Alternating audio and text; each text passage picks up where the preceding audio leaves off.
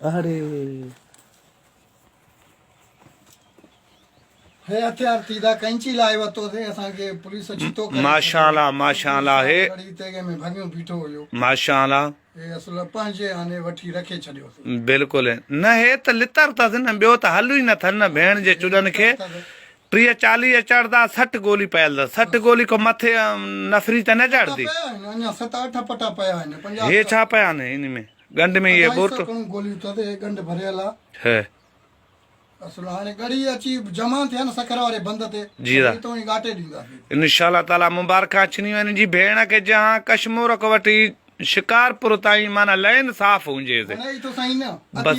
न इंशाल्लाह ताला सही कम ज़ीरो त असां बि इन ॻाल्हि में ख़ुशि रहंदासीं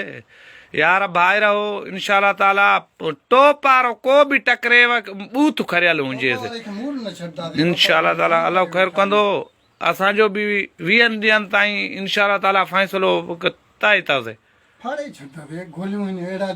हे द आर पार टैक को असां हयूं आहिनि हे मिलायूं आहिनि आर पार टपी न वञनि असां सां ॻाल्हाए हा ऐं पैतर बि अथव बसि सही आहे न त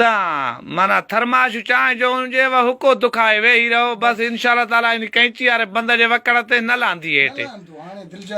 परे सां बि टिट ॾींदो वधो शेखो शेख त चुतू आहे इहो माननि ते हेॾे होॾे कंदो वधंदो आहे चुपारतनि ते दाड़ेलनि खे नथो वठे न नंगर मुचण वारो आहे नंगरनि जी कढ आहे गूं आहे कुतनि जो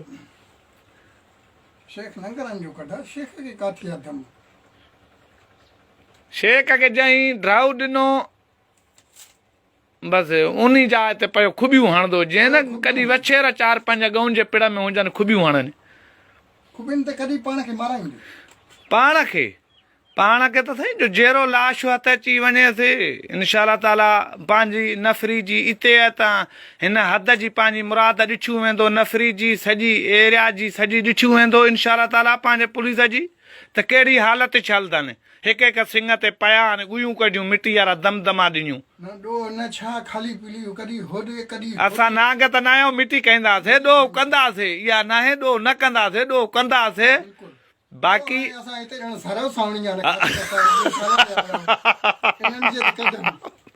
हा बसि इन जी कढ त आहियूं माना ॾो कंदासीं पर डारे खे कंदासीं ईअं न चवे त मां अमन कराईंदुमि अमन करण वारो अलाह मथियो छा ॿुधे ख़ुदा जे हथ में हिन चुतू जे हथ में ज़रूर बेगैरत अची को न मरे हुन लुॾांगी न ॾींदो सूअर खां जाइ जो इहे हथियार इहे जमा कयासीं इंशाल्लाह ताला मुनीर ताईं बसि हाणे हे त क़ीमती शइ थी बसि इंशाल्लाह ताला हिन मां को बि फ़ाइदो न वठी वेंदो खोट ई खोट में वेंदो घटि जोसि विड़े घर ते विड़ोसि ॻड़ी वारे लाड़े ते ॻड़ी वारे लाड़े खां निकिरेव विड़ोसि करमपुर में जे हा ॿियो पठाण मारियोसि को बि क़ौम जो पठाण गाॾी जो हथु अचेव गाॾियुनि जूं गाॾियूं पठाण मारियो त हिन ते असरु पवंदो ज़ोर पवंदो रोड बेलाक थींदो को बि मुहाणो अचेसि शेख अचेसि को बि गरीब अचे साॼो अचेसि बंदूक डज़ थी वञेसि हाय तोबा